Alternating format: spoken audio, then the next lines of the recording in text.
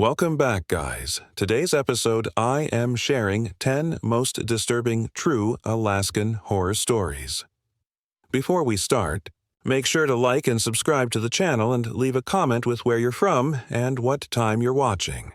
That way, YouTube will keep showing you stories just like this one. Now, let's begin. I've been flying bush planes across Alaska for more than 2 decades. Cargo, medevacs, passengers, whatever the job calls for. Out here, we don't get highways connecting every little town. For many communities, we're it. The sky is their road, and pilots like me are the truckers keeping those roads alive. I've seen engines flame out. I've sat down in empty tundra, praying the seals held while I radioed for pickup. I've lost 2 close friends to weather, the kind of storms you can't outfly. And I've sat with grieving families when we knew someone didn't make it back from their run. You accept the danger as a part of the job. Machines fail. Storms happen.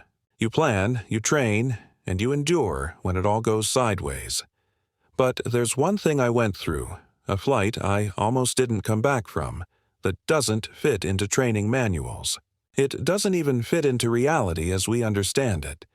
It was a supply run north of Kotzebue, one winter night a few years ago, when the sky burned with auroras so bright they made the snow itself shine. But what I saw beneath those skies, what pulled at my instruments, my mind, and maybe even part of my cargo, wasn't a malfunction or weather. It was something else, something out in that vast Alaskan dark that waits under the northern lights. I used to laugh when people told me stories about odd things seen up here, mysteries in the tundra, legends about lights not belonging to the aurora. Now, I keep quiet when those stories come up, because I know they're not all tall tales. This was mid-January.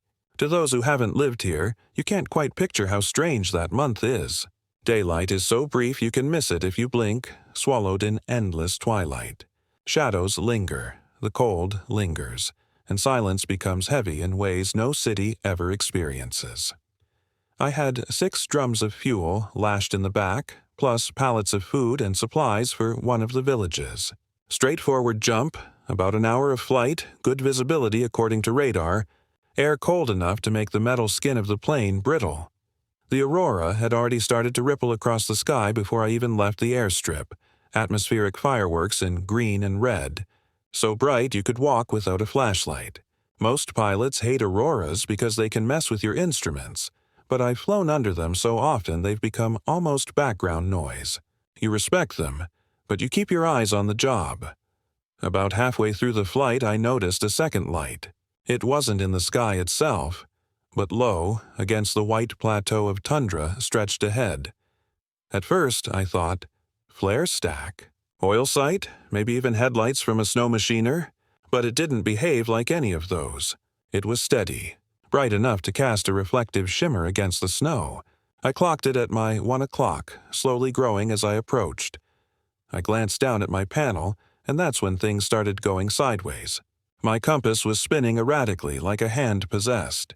The altimeter flicked up, then down, adding and subtracting hundreds of feet in seconds. The GPS froze entirely. I tapped the displays, switched backup instruments on, but the jitter stayed. That itch crawled into my brain. What if I was already flying off course? What if I crash into unknown terrain following faulty gauges? That should have been my cue to divert, turn, climb out before I wandered into God knows what. But the pull of that second glow, it was hypnotic. Against all reason, I descended, just to get visual footing on the world below. And that's when the thing showed itself. The tundra was a frozen skin, glowing green with the reflection of the aurora above. I scanned for landmarks, but what grabbed me was what stood out like a shadow in the snow. There was a figure there, tall, too tall, standing on open tundra as if it had been waiting for me. Instinct made me second guess. Moose? Tree? Artifact of shadow? But the tundra at that stretch is flat for dozens of miles. No trees, no verticals. And whatever it was, it stood upright, motionless. Even at 1,000 feet, I could tell something was wrong with the proportions. The body too narrow, the arms too long, the head tilted back, looking at me. The moment I registered it, the static started. I don't mean minor interference. I mean bone-deep vibration flooding my headset, squelching every channel. My fillings hummed. My teeth literally rattled inside my jaw. The sound wasn't just heard, it was felt. The plane shuddered and stalled hard, nose dipping as if gravity had doubled. I yanked the yoke up, but the machine resisted like it wanted to go down. All the while, the glow below swelled brighter until its edges shimmered across the wings. I stole another glance down. The figure wasn't alone anymore. 4, 5, maybe more, all spindly, all tilted up in unison, their heads catching that shimmering glow, standing in a precise arc. Tell me how anything human could be out there, 40 miles from the nearest life, without a sled, without dogs, without tracks, in sub-zero temperature? Baratundra. The static surged again, and I screamed. Not words, just raw instinct. Every instrument went redlining at once. Fuel levels dropping to 0. Oil pressure climbing dangerously, altimeter spinning. I was no longer in control. The glow engulfed me, so bright it painted the windshield a blinding white-green. Shapes shimmered in it, swimming, indistinct, tall, skeletal silhouettes drifting through light like fish in a glowing sea. The hum merged so purely with my bones, I thought my ribcage would crack. I felt it pressing into me, into thought itself. Not sound, not sight. Something crawling behind my eyes and suggesting a pull. The cargo shifted violently, crashing against its straps. Something wrenched behind me, and for a second, I thought the whole tail was coming apart. The yoke locked in my hands. The throttle jammed. I was no longer flying the plane. It was flying itself, dragged toward that rolling glow below. I knew, with a certainty I can never quite put into words, that if the plane went into that light, I was gone. Not just dead. Gone. I shouted again, this time with everything my body could muster. Animal survival will, defiance, pure rage at being pulled like a puppet. I rammed the throttle forward, straining until my shoulders screamed, and then release. The static cut out as if a switch had flipped. The glow collapsed back into faint aurora. And suddenly the engines caught clean. Instruments blinked one last time, then steadied. The plane surged forward into normal, empty sky. When I dared look down, nothing remained on the tundra but snow. Smooth, undisturbed, no figures, no light, nothing. By the time I rolled onto the Kotzebue runway, I was sweating despite the cabin frost. The ramp crew met me, asking if I hit turbulence. I laughed it off, masked the trembling in my hands by pretending they were stiff from cold. They didn't buy it. They saw the look in my eyes. The next morning, mechanics ran full checks. Instruments, perfect. Gauges, optimal. No anomalies. Except one thing. The cargo manifest didn't match. 6 drums of fuel had been loaded. Only 4 were strapped inside when I opened the hold. 2 were gone. Now, even if latches snapped, even if turbulence broke straps, 40-gallon sealed drums don't just fall out mid-air without leaving wreckage, or tearing a hole through the fuselage. No sign of drag, no break in the flooring. They hadn't fallen. They'd vanished. I carried that discrepancy like a dirty secret. I reported turbulence damage to cover it, and no one in the chain pressed too hard. But I know what I loaded, and I know what was missing. For months afterward, I avoided that route. But there's only so much circling around you can do before people start questioning a pilot's resolve. So eventually, I flew there again. The sky was dead that night, no aurora, just black stars. And nothing strange happened. Still, every time the aurora ignites now, I stiffen. That pull I felt, the way my gauges bled nonsense, the way that glow swallowed up all concept of physics, it still whispers in my head sometimes. I've never told my fellow pilots. They wouldn't believe me. Maybe some wouldn't even let me fly for them again. But up here, alone under aurora nights, I wonder how many others have brushed that same phenomenon, too ashamed or too unsettled to confess what they saw. I'm not a fanciful man. I deal in reality, weights, coordinates, flight hours, but I also know this. There are lights in Alaska's sky that aren't aurora. Lights that watch, lights that take. That night I got free. But 2 drums didn't. And some nights, when the hum sneaks into my ears just right, I wonder if the lights aren't done with me. For years, I worked as a wilderness guide out of McCarthy, Alaska. For those who don't know the place, it sits at the end of a 60-mile dirt road, tucked deep inside Wrangell St. Elias, the largest national park in the United States. It's beautiful, remote, and brutal all at once. Think endless glaciers, jagged peaks, valleys so wide they make you feel like an insect. Most people come there in summer. July, late June, they want to see the mountains, stomp across the old copper mine ruins at Kennecott, maybe hike a glacier while the sun barely sets. Tour season brings chatter, campsites, the noise of strangers trudging along the trails. But once the season ends, McCarthy empties out. Roads ice over, silence closes in, and the vastness around you stops feeling like a postcard. I stayed longer than most guides. Part of that was money, sure. I could make extra helping with winter prep, trail checks, odd jobs. But part of me loved it too. The quiet. The sense of living at the edge of the world. I don't love it anymore. Not after what happened one late October when the snow came early. The tourists had long gone. And I went alone into the white silence, and realized silence wasn't really silence after all. It had been coming down all day. Thick curtain flakes, the kind you can watch drift forever before they finally land. The air held that sharp, dry cold that makes sound carry. I was doing a trail check along part of the route that winds near the old Kennecott mining mill, making sure markers were still visible before snow buried them for months. By the time I got close to the ruins, the snow had slackened to flurries. The mill looked like something out of an old nightmare. Massive skeletal framework leaning against the mountainside, empty windows like dead eyes, stairways collapsing. It always gave me chills, even on good days. That's when I heard footsteps, crunching in snow behind me.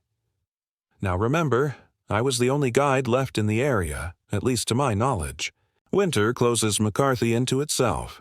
Anyone hiking out there usually tells you, you don't just wander through blizzard-cold trails unannounced. So I turned around, expecting, I don't know, maybe a moose caught on crust. But there was nothing. Just the mill skeleton, the ravine, and flurries dragging across empty snow.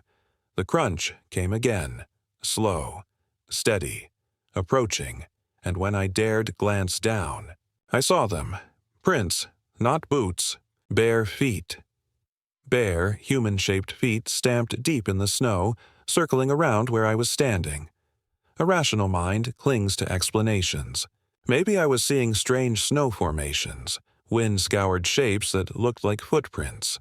But that illusion fell apart when I followed them. They started just 20 yards behind me. No leading trail, no approach, just appearing as if someone had dropped into the snow, barefoot, and begun walking in a slow circle. The size of the prints seemed wrong, too. Not just long, narrow, with toes that dug unnaturally deep. I knelt, telling myself firmly it was some trick of thaw and freeze. I touched the depression. Packed snow. Clear outline. Each toe visible, I stood back up. The prints continued a wide loop, arcing through the drifts back toward the mill's shadow. That creeping wire of fear twisted in my gut. I reminded myself of the silence rule. Never panic in the backcountry. Panic kills faster than wolves, faster than exposure. But I couldn't ignore how the air felt charged, as though the ruins themselves were watching. The light slipped away sooner than I expected. It always does in late fall. By dusk, the mill loomed half swallowed by blowing snow. I pitched a small fire near my pack, planning to stay overnight and head back come dawn. That's when the sound returned. Right beyond the fire's circle, crunch, crunch, crunch. Slow feet pacing in the dark. I spun, lamp beam cutting through flakes. Nothing, just gray walls of snow. But there, in the dim, I picked them up again. Footprints. A whole line of them now, circling the fire in a perfect ring. My own tracks were messy, meandering. These were deliberate. They pressed equidistant around, as if something had walked in the fresh snow while I blinked. I shouted then, a bark of sound to shatter the silence. Not words, just noise to draw out whatever might have been lurking. The silence absorbed it. And then I felt the pressure against the tent. Sometime after I crawled into the tent, trying to ignore the ring of prints, I jolted awake. A hand lay flat against the nylon right where my skull rested. Thin, too thin, each finger splayed. The cold bled through the membrane into my bone. I froze. Couldn't breathe. The hand slid up, scraping across the nylon roof like claws dragging sandpaper. Then stopped. Then pressed again, this time dead center over my chest. The fire outside had died, leaving only dim gray from the moon. Shadows moved outside, long, loping shadows against the thin walls of my tent. Then came a whisper. Not outside. Inside. As if someone was pressed lips to canvas from the other side. I couldn't make out the words, only the hiss, a shape of speech so close it vibrated my eardrum. Almost without choice, I clamped my hands over my ears. And in that instant, the tent walls buckled inward. Multiple hands pressing, pushing, dragging, shapes converging from every side. I screamed then. Not calculating, not rational, just raw terror that tore my throat open. The weight vanished. The silence snapped back. I burst from the tent into snow that stung like knives. My lamp flicked across empty landscape. Nothing. Nothing anywhere. Except the markings. Not just barefoot tracks anymore.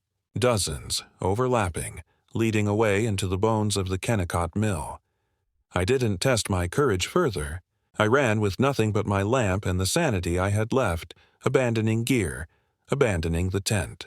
The trail back through the gorge cut at my lungs. I didn't stop until I reached a ranger shack with lights 2 valleys over. The next morning, I came back with 2 others to collect what I left. Sure enough, gear sat where it had been. Tent collapsed. Fire dead. No footprints. Not mine, not barefoot ones. Whole snowfield pristine. I've been back to McCarthy since, but never alone. Never again near the mill in October silence. There's something wrong with that place when the snow comes early, when the air grows too still. Silence isn't empty. Silence listens. When I hear the crunch of snow behind me now, I never turn. Because if I do, I worry I'll see those impossible tracks circling closer again. I've spent my whole life around glaciers. Grew up in Palmer, fishing the Matanuska, riding snow machines with buddies out to the ice fields when the weather wasn't trying to kill us. Folks who haven't seen them up close have this romantic vision of glaciers, huge rivers of blue ice, majestic, timeless. But if you've been around them long enough, you know the truth. Glaciers are alive. They groan, they shift, they creak and sigh like something breathing. They're never still. They move, inch by inch, year by year, burying valleys, swallowing rivers, crushing rock to dust beneath their weight. I always respected that. Out here, Mother Nature wins every time. You don't mess around a glacier without caution. Too many people lost to collapses, crevasses, bad meltwater crossings. What happened to me at Nick Glacier, though, wasn't something you prepare for. It wasn't icefall or accident or even bad luck. What I encountered out there, it made me realize some things under those glaciers don't just move with the slow rhythm of nature. Some things might be moving with intent. It happened in early spring, years back. The temperatures had started rising enough to get good melt channels opening. A buddy of mine, Chris, wanted to take his snow machine out toward Nick for one last solid run before the season turned sloppy. I said I'd tag along. We hauled the sleds out to the trailhead and pushed in maybe 15 miles. The ice and snow stretched out ahead of us. Jagged mountains, the glacier itself rising like a frozen tide locked in motion. Ice cliffs hundreds of feet high, colors shifting from blinding white to deep, glowing blue where cracks cut deep. We reached the glacial lake at the foot of Nick. It was half frozen. Half open water, a massive sheet of dark glass with chunks of ice drifting across it. The place was quiet in a way that gets under your skin. No sound but ice dripping and the occasional cannon crack of the glacier calving in the distance. We parked near a sheltered ridge to eat lunch. That's when I noticed it. Across the lake, near the mouth of one of the deeper ice caves, something moved. At first, I thought it was a shadow, shifting as clouds passed, but then the shadow kept moving. It slid along the surface of the lake, slow at first, then melting back into the cave's mouth where the blue ice swallowed it. I asked Chris if he saw it. He laughed, said it was just shadows, maybe water tricking the light. I wanted to believe him, except shadows don't ripple like liquid. Shadows don't throw rings across the ice when they move. We finished up lunch, and against my better judgment, we rode closer toward that cave. The ice formations around it looked almost sculpted. Arches of blue ice rising like cathedrals, dripping icicles as thick as tree trunks.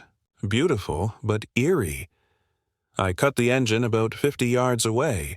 The silence was total except for dripping water. Then came the sound. It wasn't the groan of ice. I know that sound, the deep belly rumble glaciers make when they flex.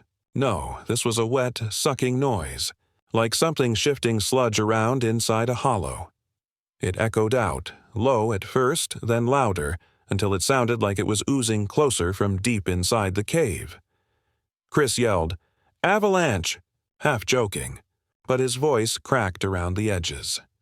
That's when the smell hit us. If you've ever been near stagnant water that's been sealed too long, you know the stink.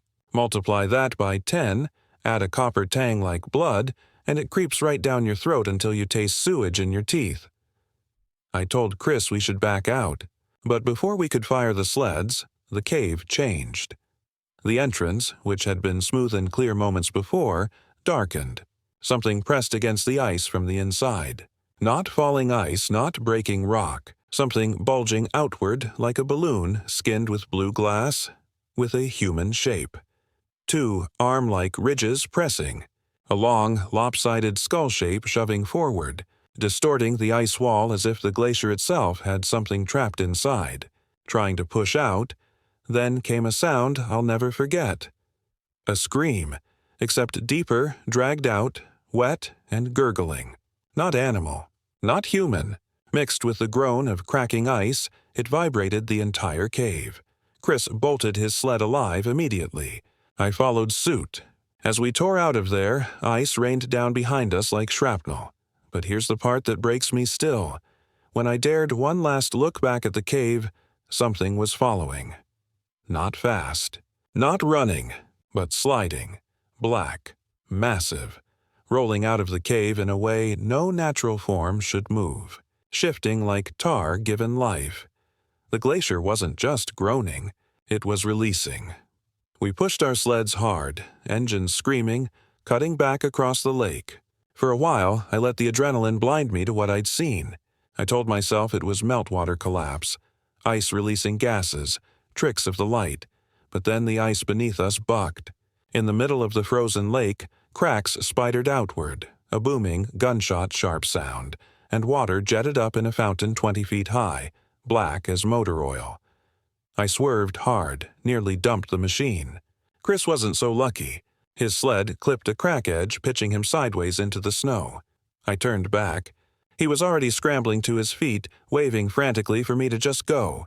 Behind him, the water kept welling upward, a dark geyser. And in that geyser was something moving. Limbs, or what looked like limbs, flailing upward, too many joints, boneless and jerking in impossible bends. Mouth-like holes yawning open and closed along the form, each exhaling that same coppery stench. One appendage slapped across the ice, stretching far longer than any arm should stretch, and struck down near Chris. He screamed, diving away at the last possible instant, scrambling toward my sled. I ripped my throttle, skidding dangerously close, and yanked him onto the back. The moment he grabbed, the crack behind us exploded. Something rising. A column of seething blackness, taller than the ice cliffs, collapsing into itself even as it climbed. No clear shape, no face, but the scream it made. That lived. It lived in bones. We didn't stop throttling until we cleared miles back down the valley, not daring to look back. By the time we reached the truck, we barely spoke. Chris kept shaking his head, muttering, "It was just water, just ice, just collapse," saying it like a prayer, over and over, as if he could convince himself. But I knew better, and the proof came later. 2 days after, I drove back toward the area. Didn't dare go close on foot, but I wanted to look from distance. The entrance of that cave? Gone, caved in entirely. The ice field around it was scattered broken, black stains pooled across the snow like something bled out beneath. Crows circled far above. They say glaciers conceal secrets buried thousands of years old. Fossils, preserved animals, even ancient human remains. But I think some things under there were never meant to be seen by us. Things that aren't frozen remains, but living, waiting. Chris doesn't ride the glaciers anymore. Packed his bags, moved down to Anchorage. He doesn't talk much about it. Anytime Nick Glacier comes up, he just shakes his head and goes quiet. Me? I kept guiding a while, but I won't go near Knik anymore either. Too much in the way that ice moved. Alive, deliberate, watching. When you've seen a glacier bleed and scream, you stop thinking of them as natural wonders. You realize maybe Alaska's wilderness isn't indifferent. Maybe it's hostile, hiding things we aren't supposed to disturb, and maybe next time the ice won't seal itself back up. I spent most of my life behind the wheel of an 18-wheeler, not the kind you picture barreling down I-90 or crossing the Rockies with neon-lit truck stops every 50 miles. No, my runs took me through Alaska's loneliest roads. Ice-trucked supply lines, gravel strips out toward towns that barely qualify as dots on the map. I was one of those guys who'd drive alone at 3 in the morning, headlights carving tunnels through absolute black. Nothing but the CB radio to remind me I wasn't the last living soul on Earth. Nome was one of my main drops. Few people outside Alaska even realize it. There aren't highways in or out of Nome. You want supplies there, you're moving them by ship, plane, or seasonal trucking from nearby mining routes. Back then, I used to run loads on rough winter roads carved across frozen ground, heavily improvised stretches connecting Nome to smaller camps and dig sites inland. You spend enough nights driving those roads, you start to believe in the stories, unsettling ones. Ghost lights out on the tundra, voices on empty bands, things calling you from snowdrifts. Thing is, I was never the superstitious type. Frostbite, mechanical failure, or slipping off into a ditch was enough to worry over. At least, that's what I thought until that winter night a decade ago, when my CB picked up a channel that shouldn't exist. A channel I pray no one else stumbles into, unless you've got a death wish. It was mid-February, deep winter when nights seem endless. I had a route running equipment supplies between a dig site outside Council and warehouses near Nome. The snow was heavy that evening. Visibility barely 100 feet at best, but the roads, if you wanted to call them that, were passable. Just me, a full haul, chains biting ice. The CB radio was my ritual companion. Up there, convoy chatter is lifeline banter. Ice building at mile marker. Watch the moose near White Mountain. That kind of thing. Even silence feels safer when you've got white noise buzzing. That night, channels were mostly dead. The storm made reception fuzzy. Static hissed like frying bacon. Still, the sound anchored me until it didn't. Around 1 in the morning, the hiss dropped away, replaced by absolute silence. Let me tell you something, there's nothing worse than radio silence that isn't normal. Static disappearing in a snowstorm made no sense. Radios don't go silent, they go messy. Frowning, I twisted through the channels one after another, searching for convoy chatter or background pops. Dead. Every one of them, until I hit channel 23. And instantly, I wished I hadn't. At first, it was just faint breathing. A low hiss like someone pressing too close to a mic. I leaned in, half expecting to hear dispatch finally crackle through. Then came the voice. Flat, deep, distorted, like words dragged underwater. You're out here too, just like that. No call sign, no station.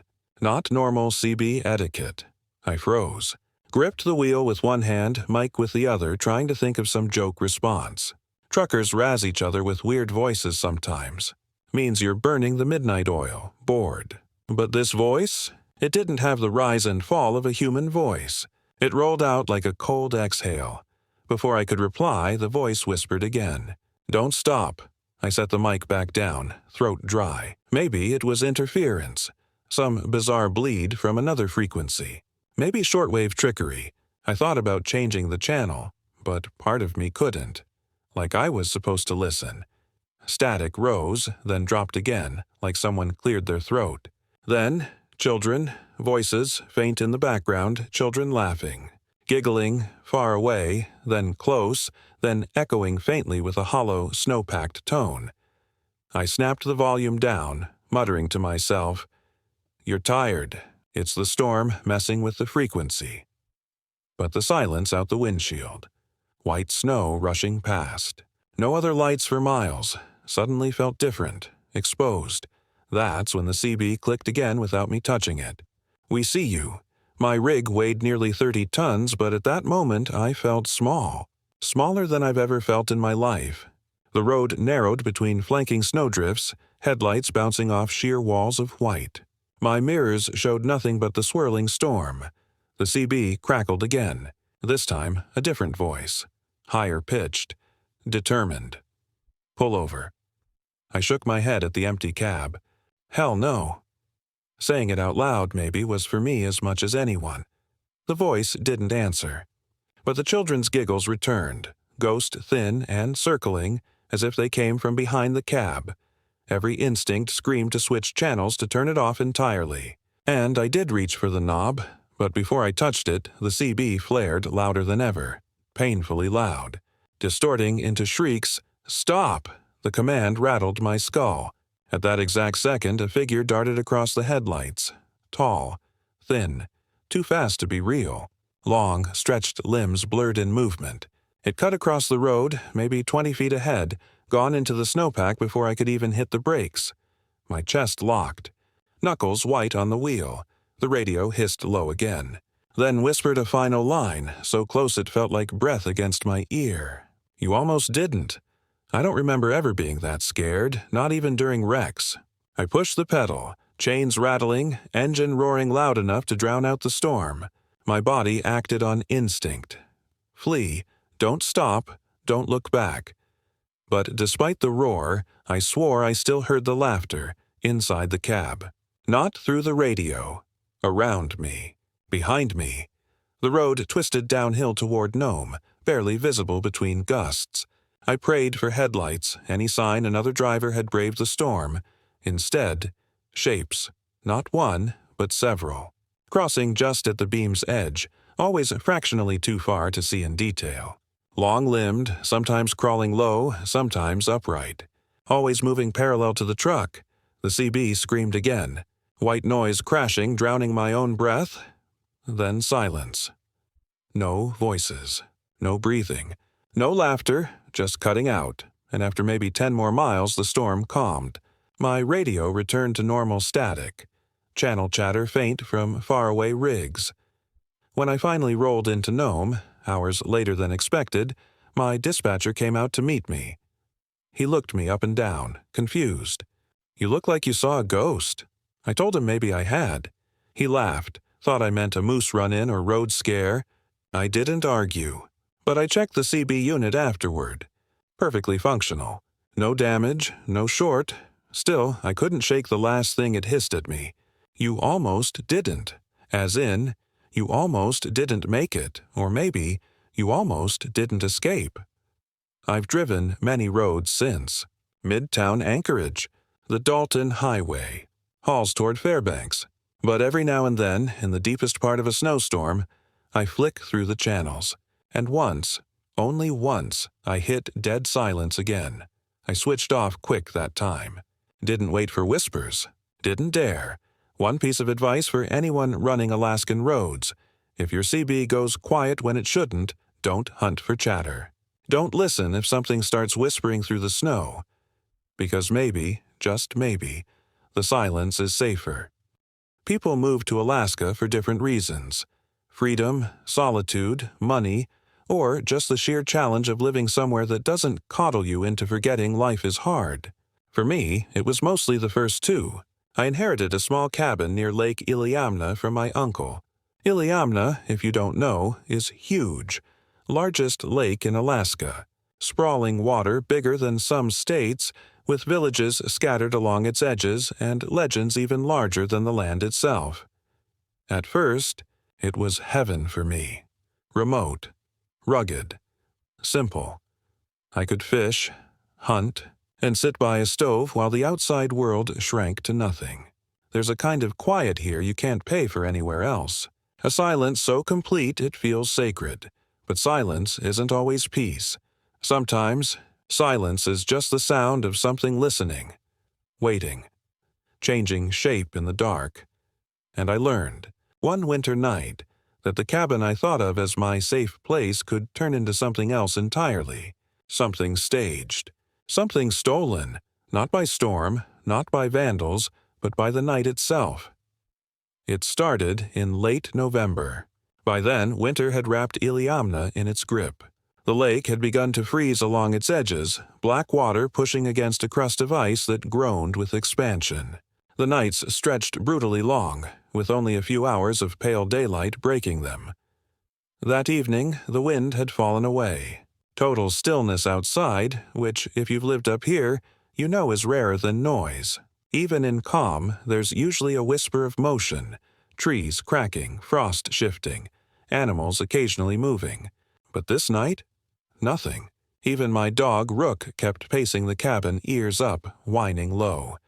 The first sign of trouble was the knocking. Soft at first, then steady, from the back door. Now, living out there, you don't just get visitors. Nobody stumbles onto your doorstep by accident, not 40 miles from the nearest main road.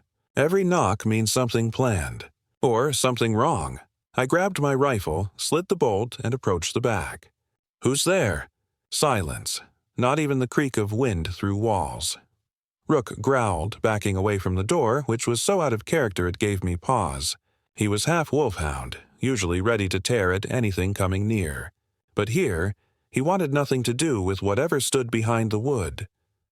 The knock came again, louder. I yanked the door open. Nothing. Snow lay undisturbed on the porch. No tracks, no trail. Not even melting on the steps as though no warmth had touched them in days. That moment marked the beginning of the night that cabin stopped being mine. I shut the door, bolted it tight, told myself it was just the wood creaking, perhaps settling in the cold, but unease stuck to me like frostbite. I couldn't shake it. Hours passed. I tried to read by lantern, the rifle never far from reach. Rook refused to settle.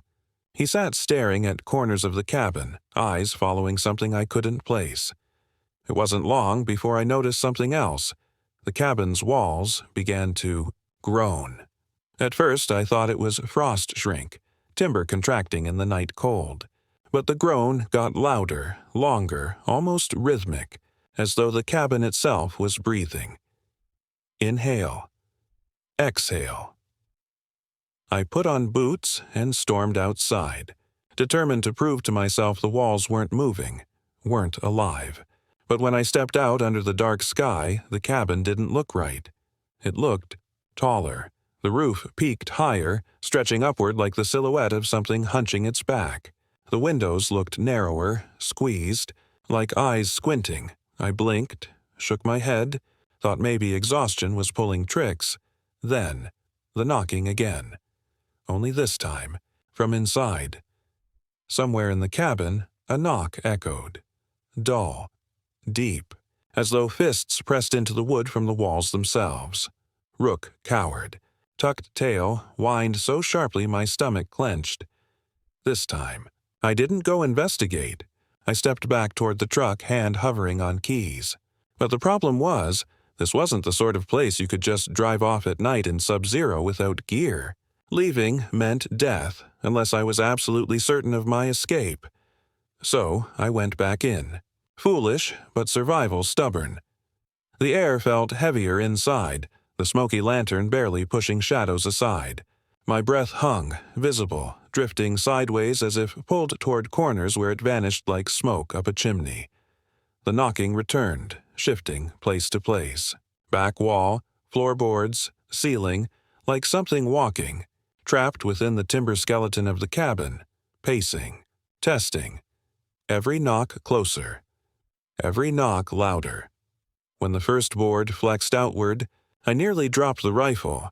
Right between the stove and my bed, the wood started bulging, warping outward, as though invisible hands pressed from beneath. The nails squealed, timber groaning open, and a draft of cold surged through gaps that hadn't existed seconds before. Rook erupted in snarls but didn't go near. He backed into the farthest corner, tail between legs, eyes like he'd seen death. "I'm armed," I yelled, voice quaking. But it wasn't a person breaking through. From that swelling board came knock, knock, knock, 5 in rhythmic succession, like communication.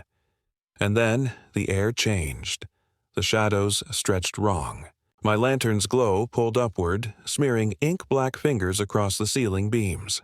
The place reeked of wet wood and iron, like rotting timber soaked in blood. The windows, which had been narrow enough already, seemed to move in closer. The cabin walls tightened, closing in. It was like the cabin itself was shifting, molding around me, swallowing me. In pure terror, I fired a round into the bulging boards. The rifle cracked, thunder in the small space, splinters flying. For an instant, the knocking stopped. Silence fell. But then the true horror began.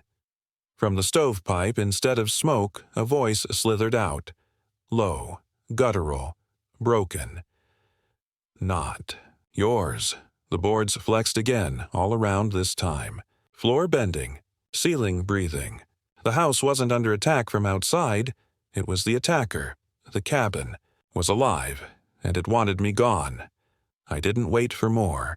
I grabbed Rook by the scruff and dragged him out into the night, boots barely half-laced, gear abandoned. We sprinted into snow so deep it swallowed my calves with every step. I turned back only once. The cabin, a dark silhouette against weak moonlight, was changing. The roofline surged higher like a hunched beast. The porch collapsed in on itself like jaws. Windows stretched into vertical slits glowing faint orange as if lit by some fire inside, though I'd doused mine before running. The structure groaned, walls bowing outward then inward, like ribs inhaling a lungful of prey. I didn't stop to examine further. For hours, I trudged through night toward the nearest settlement light I thought I remembered seeing the week before. I carried Rook when he staggered, each step carving away resolve. By dawn, half frostbitten, I stumbled into a fisherman's shack miles along the lake shore. The man there nearly didn't let me in. Thought I was delirious, raving about cabins that breathe and steal. When we returned to the spot days later, my home wasn't standing anymore. There was no cabin at all, just empty ground. No logs, no ruin, no sign a structure had ever stood there. But the strangest part? In the snowbank, pressed deep and deliberate like an architectural drawing, was an impression of the cabin. Every wall, every beam, a perfect reverse mold as though the place had been lifted clean out of reality, taken, and left a ghost of its foundation in ice. To this day, I don't know what happened, whether it was something in the land, the lake, or the night itself claiming what wasn't truly mine. But if you ever find yourself near Lake Iliamna and you stumble across a cabin you didn't expect to see, don't go in. Don't even knock, because you might not realize until too late. The cabin is already awake. If you've ever driven the Dalton Highway, you know it's not like any other road in America. 414 miles of mostly gravel, running from Fairbanks all the way up to Prudhoe Bay. Built for the pipeline, it's one of the most isolated, unforgiving highways in the world. Services are sparse. 3, maybe 4 small spots where you can fuel, eat, or grab supplies, and between them, nothing but tundra, boreal forest, rivers, permafrost, and miles of frozen silence. Truckers like me call it the Haul Road. We use it to carry supplies into oil camps far up north. Every winter it claims vehicles, sometimes lives. Not always from snow or ice or wildlife either. Up here, you get a sense that the land itself is patient, merciless, and it doesn't always let people back out once it takes notice of them. I've seen my share of wrecks and rescues along the Dalton. Jackknifed semis, overturned SUVs, snow machines left abandoned in the middle of nowhere. Most of the time there are reasons: storms, avalanches, exhaustion. But there's one disappearance I saw myself, a man who simply vanished. Vanished in plain view, swallowed up by the Dalton as if he had never even existed. And I'll tell you this, once you've seen someone vanish into white silence right in front of you, you never drive the Dalton at night with the same confidence again. This was in late February, a few years back. I left Coldfoot heading north, running a fuel haul. The road conditions weren't terrible. Packed snow, light flurries, temperature hovering just below 20. Pretty standard for winter up north. The sun had already dipped. That far north, daylight hours don't last long. My headlights cut shaky beams through gray twilight. About 20 miles out, I caught a flicker of motion in the periphery, something moving fast over the snow ditch adjacent to the road. At first, I thought it was a moose, but no.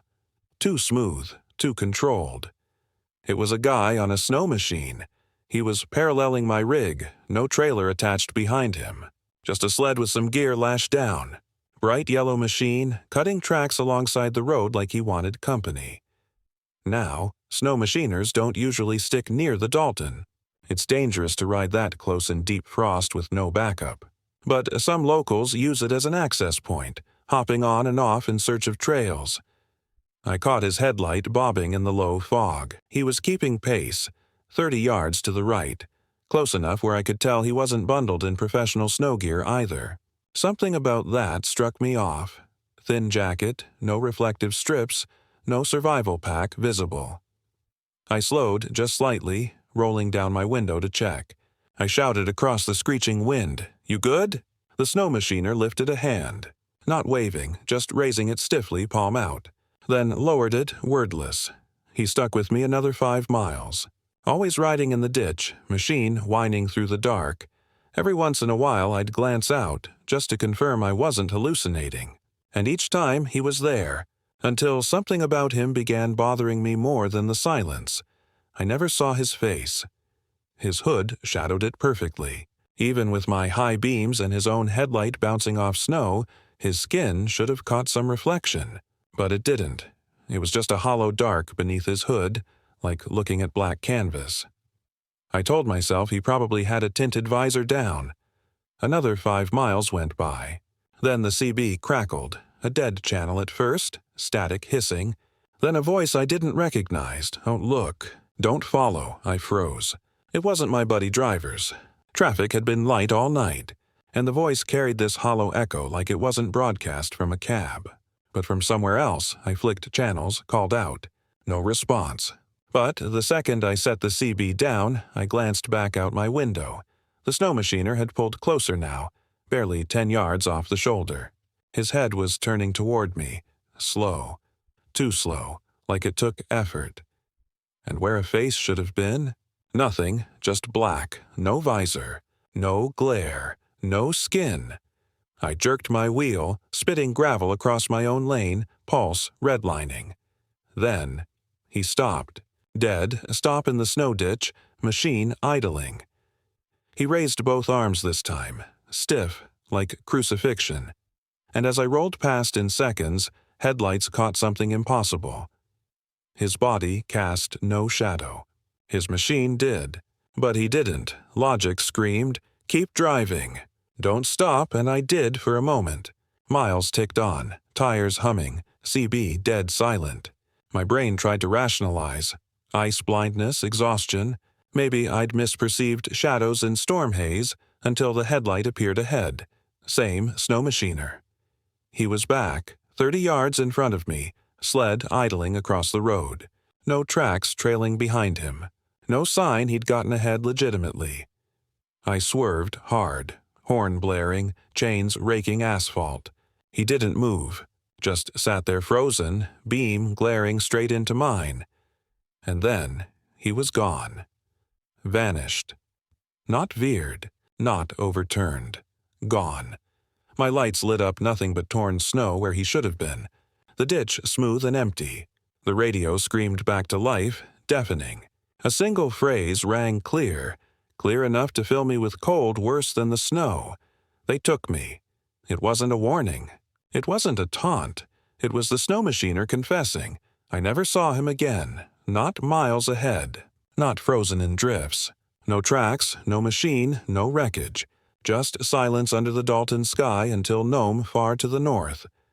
When I finally parked, another trucker noticed my shaking hands. He tried to make a joke, asked if I'd seen the phantom riders. My stomach sank. He wasn't joking. He said others had whispered about them. Snow machiners appearing along the Dalton in deep winter, faceless, gearless, pacing trucks for miles before vanishing into the storm. Hall Road folklore. But the way he described it, the raised hand, the stiff frame, I knew he wasn't reciting myth. He was describing exactly what I had seen. I don't use CB chatter much anymore unless it's essential. And I learned if someone rides the Dalton parallel to you without a face, without tracks, you never slow, you never stop. Because if you do, maybe you'll be next, left behind whispering, "They took me." If you've ever driven the Dalton Highway, you know it's not like any other road in America. 414 miles of mostly gravel, running from Fairbanks all the way up to Prudhoe Bay. Built for the pipeline, it's one of the most isolated, unforgiving highways in the world. Services are sparse. 3, maybe 4 small spots where you can fuel, eat, or grab supplies, and between them, nothing but tundra, boreal forest, rivers, permafrost, and miles of frozen silence. Truckers like me call it the Hall Road. We use it to carry supplies into oil camps far up north. Every winter it claims vehicles, sometimes lives. Not always from snow or ice or wildlife either. Up here, you get a sense that the land itself is patient, merciless, and it doesn't always let people back out once it takes notice of them. I've seen my share of wrecks and rescues along the Dalton. Jackknifed semis, overturned SUVs, snow machines left abandoned in the middle of nowhere. Most of the time, there are reasons: storms, avalanches, exhaustion. But there's one disappearance I saw myself, a man who simply vanished. Vanished in plain view, swallowed up by the Dalton as if he had never even existed. And I'll tell you this, once you've seen someone vanish into white silence right in front of you, you never drive the Dalton at night with the same confidence again. This was in late February, a few years back. I left Coldfoot heading north, running a fuel haul. The road conditions weren't terrible. Packed snow, light flurries, temperature hovering just below 20. Pretty standard for winter up north. The sun had already dipped. That far north, daylight hours don't last long. My headlights cut shaky beams through gray twilight. About 20 miles out, I caught a flicker of motion in the periphery, something moving fast over the snow ditch adjacent to the road. At first, I thought it was a moose, but no. Too smooth, too controlled. It was a guy on a snow machine. He was paralleling my rig, no trailer attached behind him, just a sled with some gear lashed down. Bright yellow machine, cutting tracks alongside the road like he wanted company. Now, snow machiners don't usually stick near the Dalton. It's dangerous to ride that close in deep frost with no backup. But some locals use it as an access point, hopping on and off in search of trails. I caught his headlight bobbing in the low fog. He was keeping pace, 30 yards to the right, close enough where I could tell he wasn't bundled in professional snow gear either. Something about that struck me off. Thin jacket, no reflective strips, no survival pack visible. I slowed, just slightly, rolling down my window to check. I shouted across the screeching wind, "You good?" The snow machiner lifted a hand, not waving, just raising it stiffly, palm out, then lowered it, wordless. He stuck with me another 5 miles, always riding in the ditch, machine whining through the dark. Every once in a while I'd glance out, just to confirm I wasn't hallucinating. And each time he was there, until something about him began bothering me more than the silence. I never saw his face. His hood shadowed it perfectly. Even with my high beams and his own headlight bouncing off snow, his skin should have caught some reflection. But it didn't. It was just a hollow dark beneath his hood, like looking at black canvas. I told myself he probably had a tinted visor down. Another 5 miles went by. Then the CB crackled, a dead channel at first, static hissing. Then a voice I didn't recognize. Don't look. Don't follow. I froze. It wasn't my buddy driver's. Traffic had been light all night, and the voice carried this hollow echo, like it wasn't broadcast from a cab, but from somewhere else. I flicked channels, called out. No response. But the second I set the CB down, I glanced back out my window. The snow machiner had pulled closer now, barely 10 yards off the shoulder. His head was turning toward me, slow, too slow, like it took effort. And where a face should have been. Nothing, just black, no visor. No glare, no skin.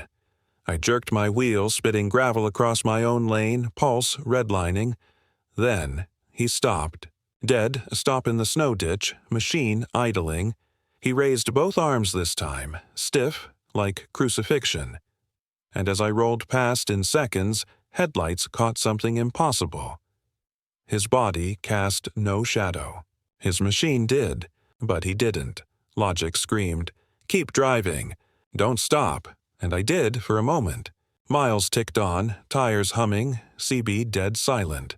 My brain tried to rationalize. Ice blindness, exhaustion. Maybe I'd misperceived shadows in storm haze, until the headlight appeared ahead. Same snow machiner. He was back, 30 yards in front of me, sled idling across the road. No tracks trailing behind him. No sign he'd gotten ahead legitimately. I swerved hard, horn blaring, chains raking asphalt.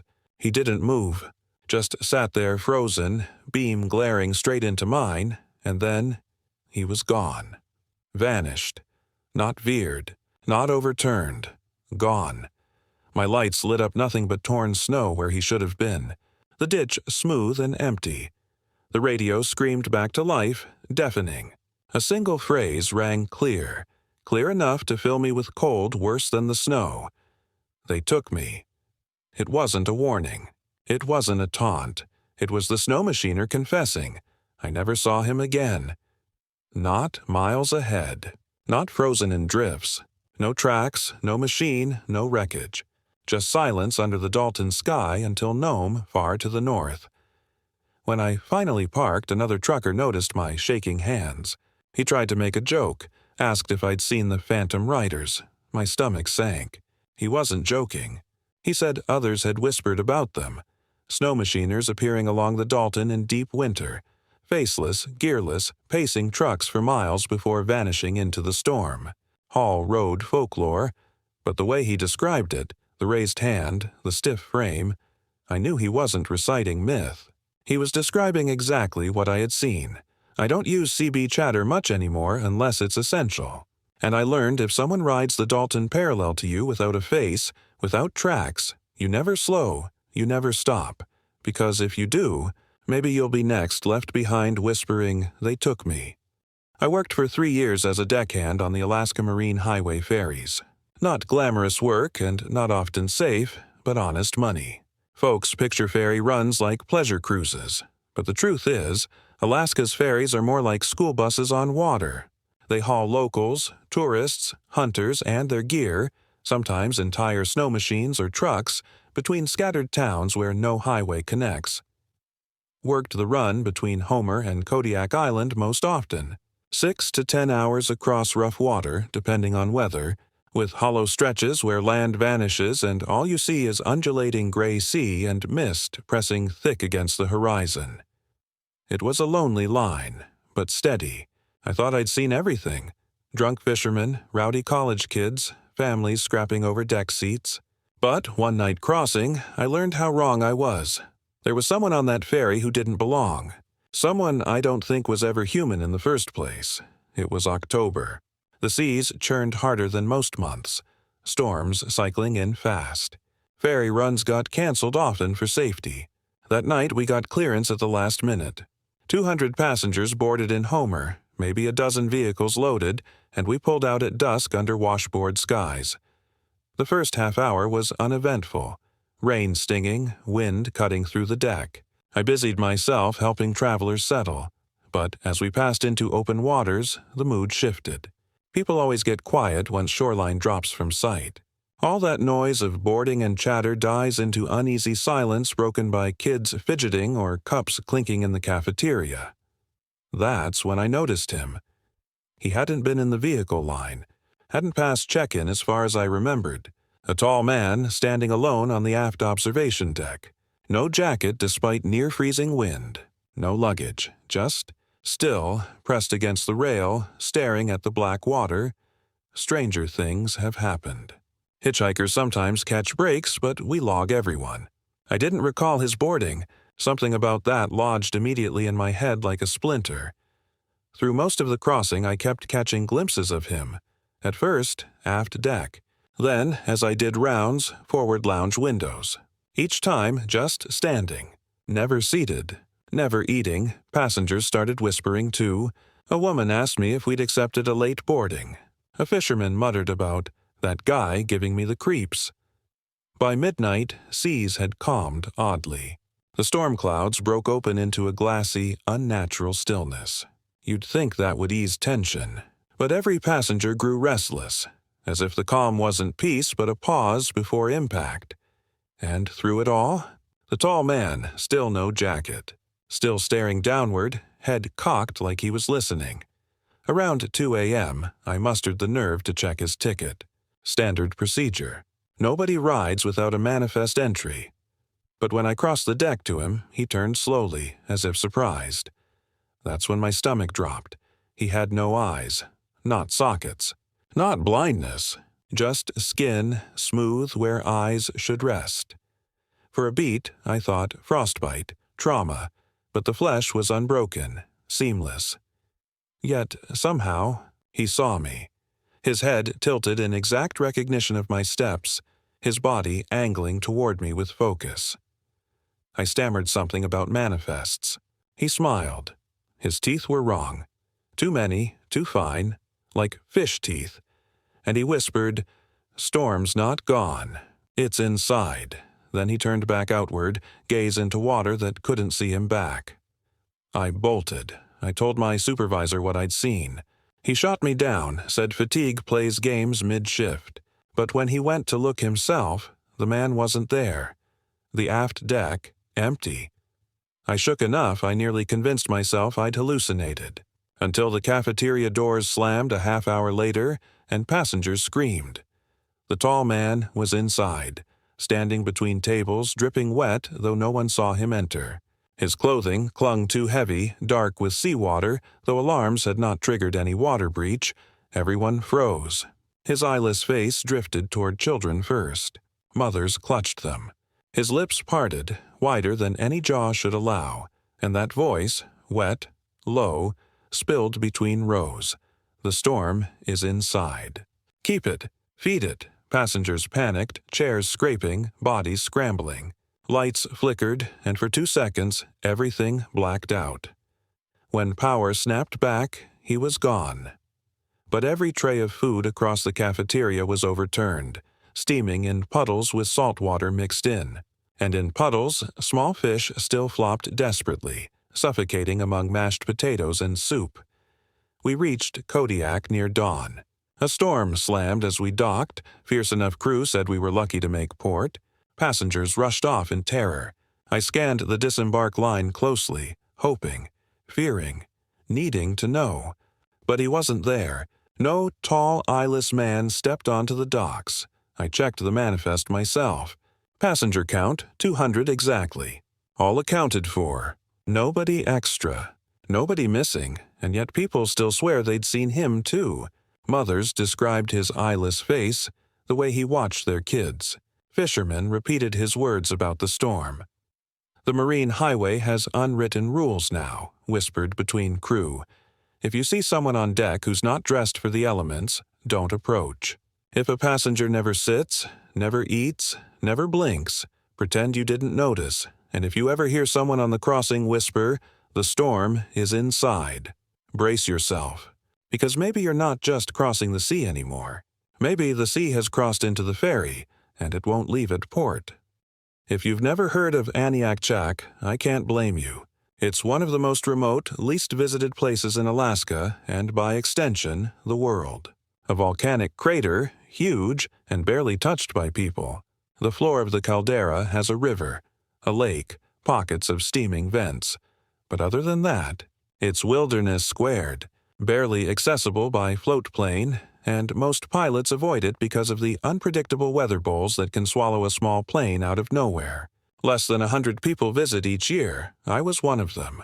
Not because I wanted some adventure Instagram post, but because I've always been fascinated by geology and the darker history hidden in Alaska. Aniakchak's eruption centuries ago burned half the land around it. Locals still steer clear, whispering it's cursed ground. I should have listened. Because within that caldera, tucked at the base of jagged rock, I found a cave that wasn't just hollow. It was alive. A cave that breathed. One that exhaled something not meant for human lungs. I don't tell this story for fun. I tell it because, to this day, I still wake at night gasping, swearing I hear that breath blowing across my face in the darkness. It was late July, a rare window when the weather actually behaved long enough for a small group flight. There were 4 of us, me, a fellow geology hobbyist named Drew, our bush pilot, and a park researcher hitching a ride in. The pilot dropped us near Surprise Lake inside the crater.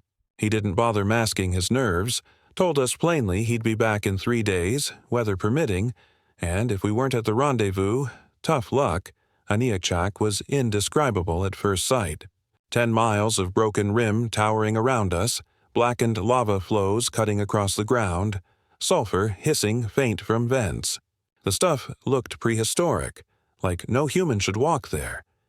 We camped near the lake the first night. Uneventful, except for strong winds roaring through the crater, strange howls riding them that made the place sound haunted. Drew joked that it was the volcano's heartbeat. He didn't know how close he was. On the second morning, while scouting, we found the cave. It sat half-hidden by a fold of lava rock near the western rim. Jagged opening, no more than 5 feet across, black as pitch inside. At first glance, nothing unusual, just another hollow pocket carved by steam millennia ago. But as we stood at the entrance, we felt it. Air. Coming out. At first, it seemed normal, like a draft. But then we realized it was rhythmic. 5 seconds. Push of cold air against our faces. Pause. Then 5 seconds. Hot, moist air blowing out like an exhale. Drew laughed nervously. It's breathing. I tried to rationalize. Air pressure changes, geothermal forces. But standing there, lantern beam swallowed whole, I swore the warm gusts carried faint sounds. Not words, but a pulse. We marked it, intending to explore later. But curiosity ate at me. When night fell, that pulse carried across camp. Lantern flames bent in synchrony, flickering each time the cave released its breath. None of us slept much. On day 3, Drew urged that we should check it out properly before leaving. Against my gut, I agreed. We entered. Inside, the walls glistened with moisture, streaked black and gray. The air reeked of minerals, damp earth laced with sulfur. But the deeper we went, the more prominent the breathing grew. No longer just a draft, but a full inhale-exhale cadence filling the tunnel. Every cycle rattled loose pebbles. Every cycle vibrated my chest like standing near subwoofers. 50 yards in, the tunnel opened wider. Our lantern beams caught something scratched into the rock. Marks not made by geology. Markings, symbols carved deep into the stone, overlapping, countless years old. Some looked like spirals, some jagged sticks, but all in repeating patterns. And then we saw bone, scattered pieces near the wall, animal mostly, caribou antlers, bird skeletons, but piled neatly, not random. Arranged like sacrifices left sitting out for collection. I whispered we should turn back. Drew insisted, just a little further. So we pressed onward until we hit the chamber. The cave ended in a circular void maybe 30 feet across. But at its center, sitting low in a depression, was a fissure. From it came the breath. Warm, damp gusts poured upward, every exhale shaking the lanterns. The hole glowed faint, Not fire, but faint bioluminescence, greenish like algae. And with each breath, something echoed long and low, not fully audible but felt. Words that weren't words. Chanting. That's when we realized we weren't alone. Because near the fissure, half-shadowed, sat figures. At first, I thought they were statues, shapes hunched like people sitting cross-legged. But as the fissure exhaled again, they shifted. The beam caught gray skin stretched taut over bone. Eye sockets too deep, too wide. Mouths gaping open, perfectly in time with the fissure's breath. They weren't alive, but they weren't corpses either. They were something between, husks anchored in rhythm, inhaling when the cave inhaled, exhaling when it exhaled. Drew gasped too loud. All heads snapped toward us. Empty sockets or not, they saw us. I swear their mouths twisted upward. Not smiles, not snarls, but something worse. Invitation. The fissure roared, hottest burst yet, lanterns flickering out with the gust. We fumbled in total dark, my ears filling with a chorus of hissing breaths. Closer, closer, hands brushing against rock and, God help me, brushing against my own arm. Fingers, too long, bone-thin, clutching before I tore away.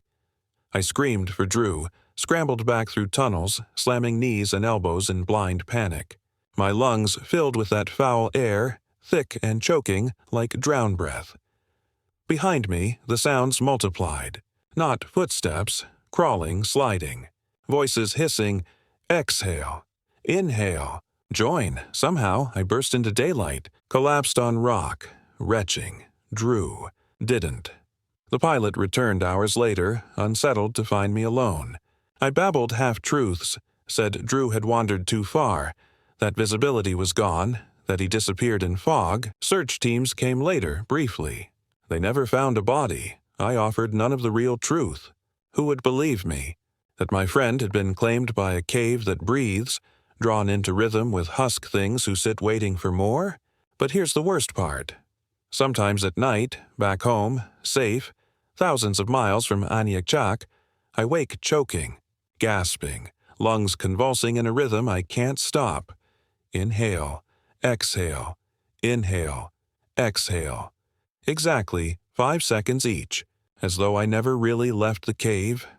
And I swear, when I pass a darkened alley, a subway tunnel, or even just a house vent at night, I feel warm gusts push against my cheek. Always 5 seconds in between, and when it exhales, sometimes I hear my friend's voice, thin and broken, whispering from beneath the breath, "Inhale with us. Exhale with us. Join." That's why I'll never go back to Alaska's wilds, because I left part of myself in Aniakchak, maybe my lungs, maybe my soul. And next time I feel that breath, maybe I'll answer. I've hunted along the Yukon River since I was a kid. Moose, waterfowl, sometimes caribou if they strayed close to the tributaries. My father taught me to track there and his father before him. The Yukon is no joke. A river that splits Alaska in two, wide as a highway in some places, so strong in others that boats vanish without a sign. People think of it as a lifeline. And it is. We rely on it for fish, for travel. But the Yukon has a reputation, too. Locals whisper about lights that move along its currents at night. Lights that aren't campfires, aren't flashlights, and sure as hell aren't northern lights. Hunters tell stories about them trailing just out of sight, pacing their boats, surfacing at bends. Most chalk it up to rumor, hallucinations after too many hours awake. I used to laugh those stories off. That changed 2 winters ago, the night I saw the lights for myself, out hunting on the river, when the Yukon reminded me why some stories are warnings, not myths, and I'll say this ahead of time. If the lights are ever behind you out there, don't think you can outrun them. They chase, and they don't always let you home. It was late November, which meant the days felt like hours, the nights like eternities. I'd taken my small skiff upriver a ways, setting up camp along one of the sandbars that appear when the waters lean. Plan was to spend a night or two, track moose signs inland, and bring some meat back for town. The day went well enough. Signs were scarce, but camp was solid. pit fire dug in, tent lashed against the wind, shotgun leaning in easy reach. The only off-feeling note was just how quiet the river sounded. Usually, even under ice, there's creaking and groaning, water pushing. That night it was too calm, almost like it was holding its breath. I finished supper, a bit of dried fish and coffee, and sat watching the stars come out. Clear skies, visible aurora, faint green overhead. I should have been comforted. Instead, unease slipped into me, the kind you get when someone's standing behind you and hasn't said a word. That's when I saw the first light. Out on the river. At first, I thought it was another campfire on a sandbar, but no. The thing floated near the center of the channel, drifting against the current. A pale orb, not orange flame or cool flashlight, just sickly white, the brightness of bone under the moon. I narrowed eyes through binoculars. No boat beneath it, no firewood, just light. Hovering maybe 2 feet above the black water, I muttered to myself. Ice glint. Lens flare. Staring too long at auroras, but then a second appeared. Downriver, then a third.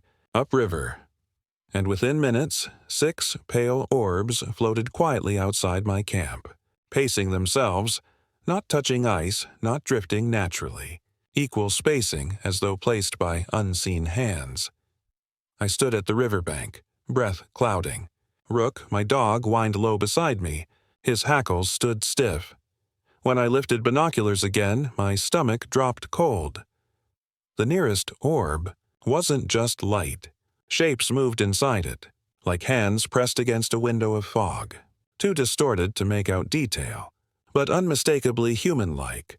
Elbows, fingers, stretching, smearing the inside of the glow before sucking back into white blur.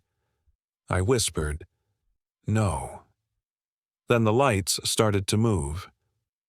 First, they drifted, circling the sandbar slowly, keeping distance.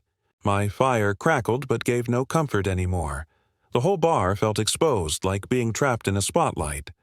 Then one orb broke pattern. It zipped closer. Not fast, not rushing, but deliberate. Straight toward me, I stepped back instinctively. My dog barked once, then yelped and bolted into the tent, tail between legs. The light stopped maybe 20 yards out, hovering. The surface of the river never rippled. For a long moment, silence reigned. Then came the sound, not out loud, not in the air, but inside my head, a low drone, like many voices humming together down a well. Not language I knew, not even words, just sound made thought, thought made sound. Pain bloomed behind my temples, ears ringing as the hum rose and fell. I clutched my skull, stumbled back, and the orb pulsed faintly. Once, twice, 3 times. And immediately, the others pulsed too, echoing its rhythm like a hunting pack answering a signal. I'd never torn down camp faster. I grabbed rifle, dog, emergency bag, shoved everything into the skiff. The orbs tightened their circle, inching inward, humming tone drilling into skull so hard I thought blood would leak from my ears. The outboard roared to life on first pull, a miracle in sub-zero, and I shoved us off. The skiff sputtered, caught. I throttled downriver as fast as frost and current allowed. The orbs followed, not floating erratic like swamp gas, not drifting lazily like ice chunks. They pursued, keeping pace exactly at my left and right, above the water, just inside my peripheral. My dog whimpered beneath the bow tarp. My own voice cracked as I yelled curses into black air. Then one darted closer. I felt heat against my neck like an open oven. I risked a glance and saw inside it a face. But wrong. Hollow eyes wider than human, skin rippling as though pulled tight across water. Its mouth opened, impossibly large, pressed against the sphere from inside, mouthing words I heard but didn't hear. Stay, stay, stay. I yanked my gaze forward.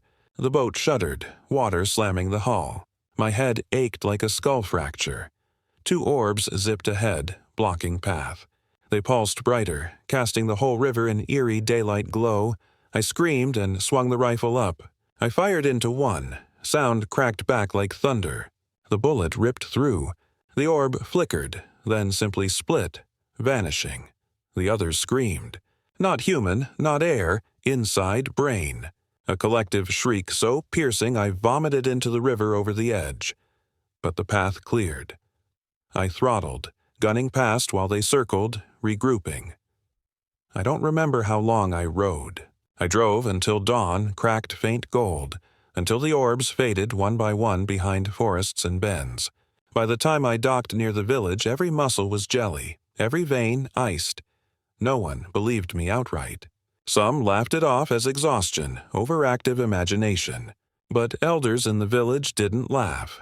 One old woman pressed a hand on my arm and whispered, "They've chased hunters forever. They are the river's hunger. Hunger." That word chilled me most, because that's exactly how it felt. As though they weren't just chasing, weren't just haunting, but trying to feed. I've hunted since. It's my way of life, but never on the Yukon again. And when I tell younger hunters stories, I leave them with this. If you see pale orbs above that river, don't stare. Don't listen to the hum. Don't believe the whispers that beg you to stay. Paddle, drive, run. Because I escaped once, but maybe next time the lights won't just chase. Maybe they'll drag a hunter down into the current, swallowed not by river, but by whatever the Yukon hides inside those lights. Some things out there don't just watch. They hunt.